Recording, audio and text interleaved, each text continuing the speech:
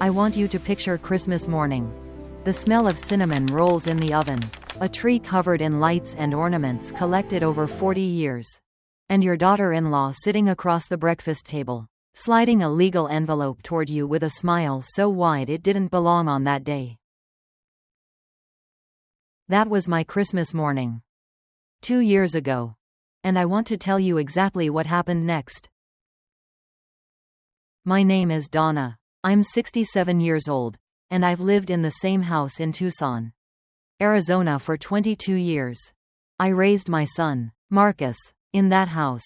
I buried my husband from that house. I planted every rose bush in that front yard with my own hands. It was never just a house to me. It was everything. When Marcus married Serena 4 years ago, I told myself I was gaining a daughter. Serena was beautiful, polished, well-spoken. She knew exactly what to say and exactly when to say it. She called me Mom from the very first Sunday dinner, and I was so hungry for that word that I didn't stop to ask whether she meant it. Looking back now, I was exactly what she needed. A trusting woman with a paid-off house, a retirement account, and absolutely no reason to suspect the people sitting at her dinner table. It started small. It always does. About 18 months into their marriage, Marcus came to me with what he called a temporary situation. He and Serena were between places. Their lease had ended, and the new apartment they'd been counting on had fallen through. Could they stay with me for just a few months while they figured things out? Of course, I said yes. He was my son. What else was I going to say? They moved in on a Saturday in March with what I thought was a temporary collection of boxes. By the following Saturday, Serena had rearranged my living room furniture. I didn't say anything. I told myself she just had an eye for design. I told myself it was still my house, and she was just making herself comfortable. I told myself a lot of things in those early months that I have since stopped telling myself. By summer, the changes were harder to ignore. Serena had taken over the kitchen completely. She repainted the hallway without asking me. She invited her friends over on weeknights and stayed up until 2 in the morning while I lay awake listening to laughter that didn't include me. But the moment that truly changed everything came on a Thursday evening in June. I came home from my book club to find Serena sitting at my kitchen table with a stack of papers and a legal pad covered in notes. Marcus was beside her, not looking at me. He was studying the tablecloth like it contained the answers to the universe. "Mom," Serena said, "we need to talk about the house." She explained it so smoothly, so reasonably. She talked about how they were looking toward the future, how they wanted stability, how it would be so much easier for everyone if the house were in both their names, not just mine. She used phrases like family investment and building equity together. She had a folder of documents already prepared, a quitclaim deed, a joint ownership agreement, even a notary appointment already scheduled for the following Tuesday. And Marcus, my son, he sat there and said nothing. I looked at him for a long time, waiting for him to meet my eyes. He never did. I told them I needed time to think about it. Serena smiled and said, "Of course. Take all the time you need. But the notary appointment is already paid for. So it would be such a waste to cancel." That night, I couldn't sleep. I lay in my bedroom, the bedroom I'd shared with my husband Raymond for 17 years before the cancer took him. And I stared at the ceiling and I thought about what was actually happening in my house. The next morning, I called my attorney. Her name was Patricia Okafor, and she had handled Raymond's estate when he passed. She was sharp and patient, and she had a way of delivering difficult information like she was handing you a gift. I brought her the documents Serena had prepared. Patricia read them carefully, took off her reading glasses, and set them on her desk. "Donna," she said, If you sign these, you will no longer be the primary owner of your home. You will be an equal co-owner with your son and his wife. And in the event of a dispute, 2 votes beat 1. I felt something cold move through my chest. What kind of dispute? I asked. Patricia looked at me steadily. The kind where 2 co-owners decide the third one should leave. I did not sign the documents. I did not cancel the notary appointment, either. I let that Tuesday come and go without saying a word. Serena was furious. She didn't show it directly, of course. She was too careful for that. But the temperature in the house dropped about 20 degrees. She stopped calling me Mom. She started calling me Donna, with a particular emphasis that made it sound like a warning. Marcus stopped eating dinner at the table with me. He started working late, or claiming he was. When I tried to talk to him alone, Serena would appear within minutes, as if she had sensors installed on my son. I started paying closer attention. Not in an obvious way. I'd spent 20 years being the quiet one, the agreeable one, the woman who didn't make waves. It turns out that makes you very good at watching without being watched. What I saw over the following months made my stomach turn. Serena was receiving mail at my address, in names I didn't recognize. Not junk mail. Official-looking envelopes from financial institutions. From a title company in Phoenix. From a law firm I'd never heard of. I started quietly photographing the envelopes before she collected them from the mailbox. I wasn't opening them. I just wanted to know what was coming into my house. Then in October, I found something that stopped me cold. I was looking for an extra set of sheets in the hall closet. Marcus and Serena were both out. And on the top shelf, pushed behind a stack of towels, I found a manila envelope. Inside was a copy of my deed. My actual deed, with my actual signature. Except it wasn't my signature. Not quite. It was close. Very close. But I have signed my name the same way for 50 years, and I know exactly how I cross my D. There was also a second document. A transfer of property agreement, showing the house being signed over to a holding company, called Briarwood Property Group LLC, registered in Nevada. I put everything back exactly as I found it. My hands were shaking so hard I dropped the envelope twice. The next morning, I called Patricia. She contacted a forensic document examiner she worked with regularly. I brought her the photographs I'd taken on my phone. The examiner confirmed what I already knew in my gut.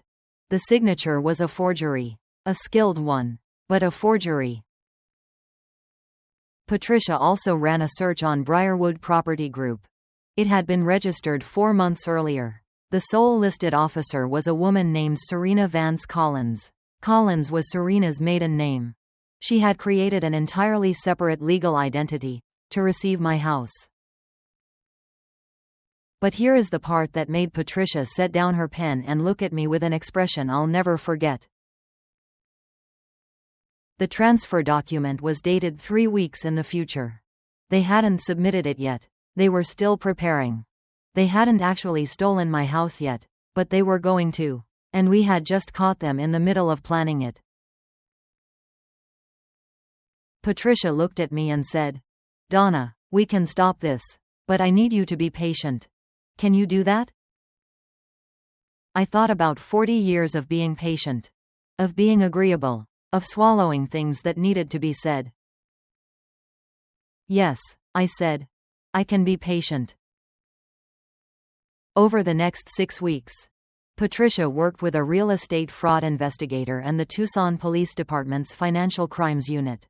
I continued living in my house, eating dinner with my son and his wife, watching Serena pour coffee and talk about her plans for the spring garden, as if she wasn't in the middle of stealing the ground that garden would grow in. It was the strangest 2 months of my life. I learned things during those weeks that I wished I could unlearn. The investigators discovered that Briarwood Property Group was not the first company Serena had used this way.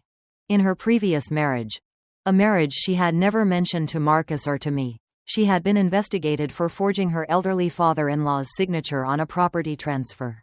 The case had been settled quietly. No criminal charges. She had done this before. And she had gotten away with it. I also learned something about Marcus that broke my heart more cleanly than anything else in this entire story. He knew. Not everything. Not the previous marriage. Not the extent of the forgery scheme. But he knew she was trying to get the house. He knew about the quitclaim deed pressure. He knew about Briarwood. And he had said nothing to me. His name was on 2 of the planning documents as a co-signatory. I sat with that knowledge for a long time. A very long time. And then I put it somewhere deep inside me, where it could not stop me from doing what needed to be done. Patricia and I decided on a date. We decided on a setting. And we decided that if we were going to do this, we were going to do it completely. We picked Christmas morning. I know that sounds cruel. And maybe it was. But Serena had spent 6 months treating my home like a staging ground for a crime, using my holidays as cover for her charm offensive, wrapping her fraud in tinsel and hot cocoa and the word mom. If she wanted to use Christmas, then Christmas it would be. The night before, after they went to bed, I sat alone in my living room by the tree, the same tree I'd decorated for 22 years. The ornament Marcus made in 3rd grade, the angel Raymond and I bought on our honeymoon in New Mexico, the little glass bluebird my mother gave me the year before she passed. I held my folder in my lap. Everything Patricia and I had prepared.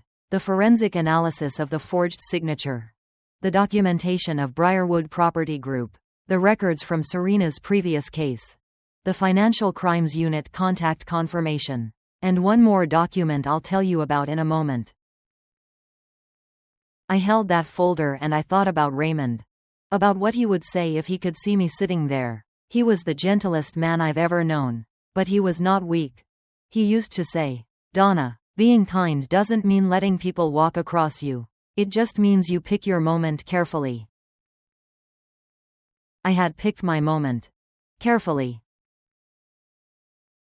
Christmas morning. I was up before either of them. I made coffee. I put the cinnamon rolls in the oven. I set the table. And I placed my folder, face down, beside my coffee cup. Serena came downstairs first. She was wearing a silk robe and her hair was perfect, the way it always was. As if she woke up already composed. She smiled when she saw me. "Merry Christmas, Donna," she said. "Merry Christmas," I replied. Marcus came down a few minutes later, looking tired and a little guilty. The way he'd been looking at me for months. He poured himself coffee without meeting my eyes. We sat. We ate. For about 10 minutes. It almost felt normal. Serena talked about a New Year's party they'd been invited to. Marcus nodded along. I drank my coffee and waited. And then Serena reached under her chair and produced a legal envelope. She slid it across the table toward me, with that wide, practiced smile, the one that didn't belong on that day. "We wanted to give you some time to make arrangements," she said. 30 days is very generous given the circumstances. We hope you understand this is just about building our future." I looked at the envelope. I did not open it. I already knew what was inside. Patricia had told me they would likely move with an eviction notice once the forged transfer was submitted. The date on the transfer had been 2 days ago. They had filed it. They had actually filed the forged document. Which meant they had just committed a federal crime. On the record. Documented. Irreversible. I looked up at Serena. Then I looked at Marcus. He was staring at the table again. Then I reached down beside my chair and I pulled out my folder. I set it on the table and I opened it slowly. And I slid the first document toward Serena, the same way she had just slid her envelope toward me. That's the forensic analysis of my forged signature, I said. Dated and certified. I slid the second document. That's the registration records for Briarwood Property Group, including the filing date and the officer name. Serena's smile was fading. She was looking at the papers like they were a language she didn't speak. I slid the third document. That's the report from your previous case. The one in Scottsdale. The father-in-law. The one you forgot to mention when you married my son. The color left her face completely. Marcus looked up for the first time. He was staring at Serena with an expression I'd never seen on him before, like he was looking at a stranger. Serena, he said slowly. What is she talking about? She didn't answer him. She was looking at my folder. She was trying to calculate. I could see it happening behind her eyes. How much does she have? How much can be explained away? Is there still a path through this? I slid the fourth document. That's the confirmation from the Tucson Financial Crimes Unit. They've been working with my attorney for 6 weeks. The forged transfer you filed 2 days ago was flagged automatically through the county recorder's office because they put a watch on my property back in November. Serena stood up. Her chair scraped back hard against the tile floor. This is a misunderstanding, she said, but her voice had changed. The warmth was entirely gone. Something harder was underneath it now. Something I recognized as the thing that had always been there, under all the silk robes and practiced smiles. Sit down, Serena, I said. I'm not finished. She sat. I don't think she'd ever been told to sit down in her life. I don't think she quite knew how to refuse it. I slid the fifth document. And this, I said, is the one I want you to read most carefully. It was a copy of my updated will. Revised 3 months ago with Patricia's help. In it, I had done something that I suspect Serena had never anticipated, because she had assumed I was a woman with nowhere else to put my assets. I had established a charitable trust. The house, upon my death, would transfer to the Tucson Women's Housing Foundation. Not to Marcus. Not to Serena. Not to any holding company registered in Nevada. Every penny of value they thought they were stealing had already been legally redirected, somewhere they could never touch. Marcus made a sound I had never heard from him before. Something between a word and a breath. Mom, he started. I looked at him. He stopped. The doorbell rang. I stood up, smoothed my robe, and walked to the front door. 2 officers from the Financial Crimes Unit stood on my porch, in the cool Tucson morning. Behind them was Patricia, holding a takeout coffee cup and wearing a red coat like she'd dressed for the occasion. Merry Christmas, Patricia said. Merry Christmas, I replied. Please come in. Serena was arrested on charges of real estate fraud, forgery of a legal instrument, and filing a fraudulent property document with a government office. Additional charges related to her previous case in Scottsdale were reopened once the pattern of behavior became clear to prosecutors. Marcus was not arrested that morning, but he was interviewed extensively. His cooperation with investigators in the weeks that followed reduced his exposure significantly. He was not charged criminally, but he was named in the civil proceedings, and he spent the better part of 2 years dealing with the consequences. I watched them take Serena out through my front door, past the rose bushes I'd planted, past the Christmas wreath I'd hung, into a morning that was cold and bright and completely clear. She didn't look at me as she passed. I had expected anger. I had expected threats. But she just walked past me in silence. Her chin up, already calculating something. I hoped she was calculating how long the sentence would be. The answer was 4 to 7 years. She served 5. After they were gone, Patricia and I sat at my kitchen table and ate the rest of the cinnamon rolls. We drank coffee and we watched the light change on the Sonoran Desert outside my window. And neither of us said very much. We didn't need to. The question I get asked most when I tell this story is whether I regret not stopping it sooner. Whether I should have confronted them the moment I found those documents in the closet. And here is what I've come to understand. Catching someone thinking about a crime is very different from catching someone in the middle of committing one. If I had confronted them in October, the documents would have disappeared, the LLC would have been dissolved, and Serena would have found another angle, another approach, maybe another house, maybe another trusting woman. By waiting, by being patient, by letting them believe they had won right up until the moment they discovered they hadn't, I made sure they couldn't walk away. I still live in my house. The rose bushes are overgrown and I need to trim them. The guest room is empty now, and I've turned it back into the sewing room it was before any of this started. Marcus and I talk occasionally.